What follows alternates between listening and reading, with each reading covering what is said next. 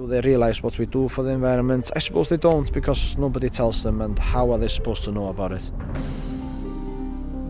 Sometimes I feel like saying to everybody, this is how much importance all in this little landscape. We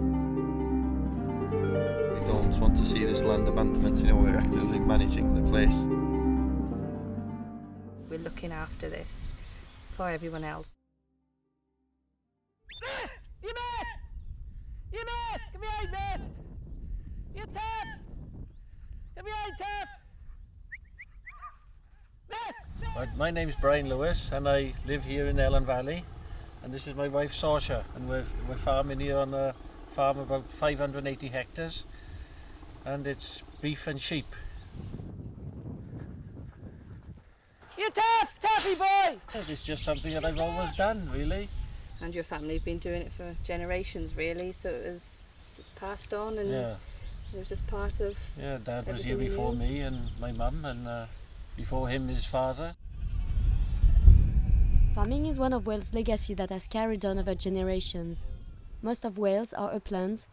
They are classified as less favoured areas by the European Union because of natural handicaps such as the low quality of soil, the wet climate and the slopes. This condition only allow for livestock farming. About 14 cattle, and I don't know what sheep, about 800 sheep I think.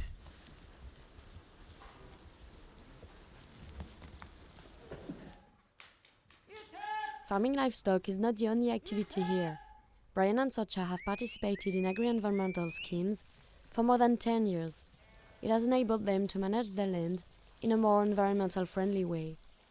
We've done some work then with the different schemes, haven't we, to sort of add value to some of the wildlife. So most of our time is involved in both, really. One foot in farming and one foot in the conservation. The UK is facing a serious decline of wildlife. 1 in 10 animal and plant varieties are threatened with extinction. It is important that farmers contribute in restoring wildlife habitats, as 80% of Wales is agricultural land. On one of their fields, Brian and Saoirse recreated a traditional hay meadow, a grassland full of flowers, rare plants and animals. Well, I think we've recorded over 120 different species of flowering plants and grasses in this field, and that's quite an impressive list, really. It's just all this throughout this whole field, then throughout everybody else's field. Add that up throughout the uplands of Wales, and you've got a lot of biodiversity. The hay meadows at Rhyw are amazing. The species there are amazing, so diverse. The wildflowers, but also the seed-eating birds as well, and the ground-nesting birds that comes with it. You see, if you manage a land, for example, like a hay meadow, the benefits are like tenfold. You've got the pollinators, ground-nesting birds, small mammals. Everything is linked. The flowers enable the presence of pollinators and insects, and consequently the return of native birds, like the twite, the lapwing and the curlew. It also directly affects our lives. The pollinators, mostly bumblebees, permit the production of a majority of our food, including tomatoes, peas, apples and strawberries. But bumblebees are an endangered species. This is why a need to safeguard the land is fundamental. Farmers, they are the land managers. They know the land, they have the local knowledge. Farmers are some of the best conservationists out there. Jim.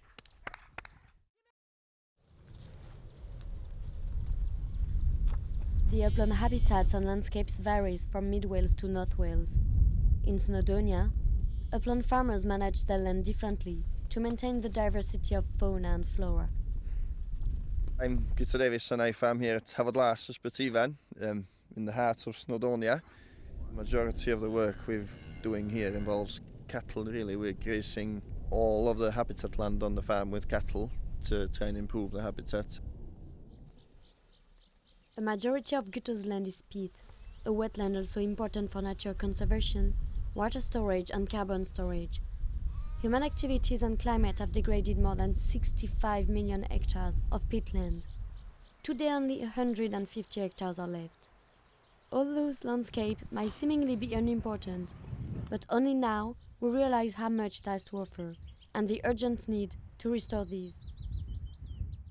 If we go back into the middle of the last century, the majority of what land you see behind me was drained, be that for game cover or production, but now it's been re-wetted. Maintaining this peat is part of my work, you know, even when my cattle are there just treading in, you know, they're making the ground more permeable to get the water into the ground instead of running away on the surface. You know, the amount of water that you can hold up in this place when it rains, you know, it's when you block the ditches, it's unreal really. We've got a huge potential to stop a lot of flooding lower down the valley, which has been a problem in the past.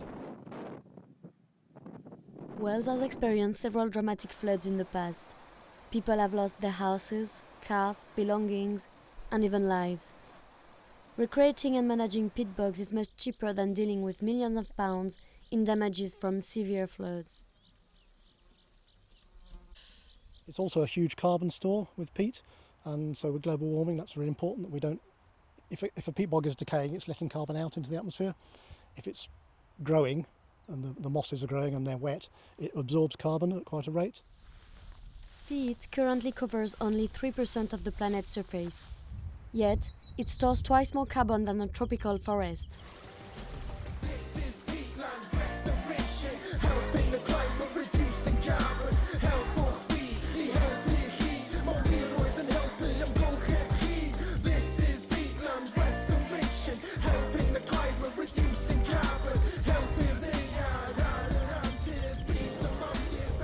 Farming policies in Wales have become greener over the last 3 decades as part of the environmental reform of the CAP, the EU Common Agricultural Policy. Before the turn of the century, payments to upland farmers were mostly based on the number of cattle and sheep they raised. Today, it is mainly on the size of their land. This enabled upland farmers to better regulate the population of their herds, to better suit the environment. We've reduced the number of sheep we carry because it allows us to carry more cattle in the summer, and the cattle seem to be delivering more environmental benefit than we would with sheep.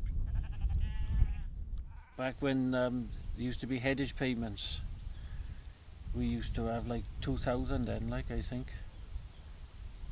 But because that was our sole income really. But since environmental payments have come in and the numbers of sheep have dropped, well, to the benefit of the environment, I expect, yes. The new reforms also enabled the development of environmental practices such as using natural fertilizers, laying hedgerow, dry stone walling, and recreating different habitat land. All of this through agri-environmental schemes. There are financial incentives to motivate farmers to take better care of nature. Currently, 1 in 5 upland livestock farms are part of GLAS-TEAR, the Welsh Agri-Environment Scheme. In the early days of the CAP, we saw huge environmental degradation. But yeah, we have come to realise over the last decade, few years, that this can't continue. And yeah, funding is available for agri-environment schemes. Agri-environment schemes have become greener over time. The realisation is there that farming can produce sustainable amounts of high quality, environmentally friendly food, but also it has much more to offer as well in terms of storing carbon, reducing floods, enhancing water quality, providing a home for wildlife and species. Upland farmers undertaking environmental work is therefore not only out of public interest, but it also allows them to make a living. Participating in environmental schemes really does help the viability of the farm. The subsidies which we receive, be they in direct payments or for environmental work, are a huge part of the income of this farm. We would not be viable without it. Without subsidies, upland farms will be running at a loss of about £3,800, according to the Farm Business Survey. Subsidies represent 105% of Welsh upland farmers' income, and almost 90% of it come from the European Union.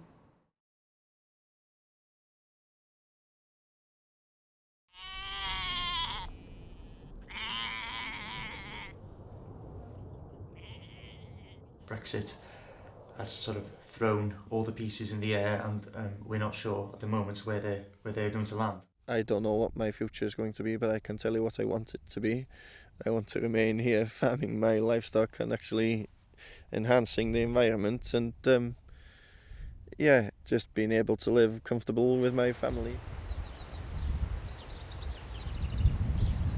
I believed we were going somewhere within the EU in the last few years. We were taking steps to the right directions, things were changing.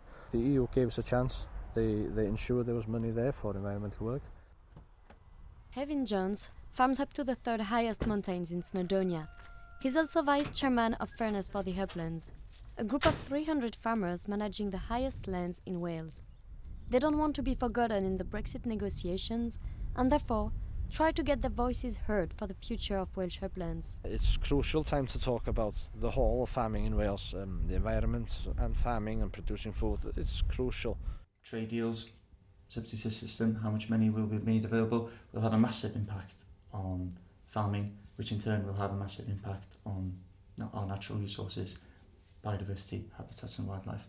So I think that's one of the reasons why we're talking about it now, because there's more of an urgency to try and develop a farming policy and also saving nature. Trying to stay positive and try and influence on how important farming is for the whole of Wales. That's all we can do at the moment. The farming sector brings £1.5 billion to the Welsh economy.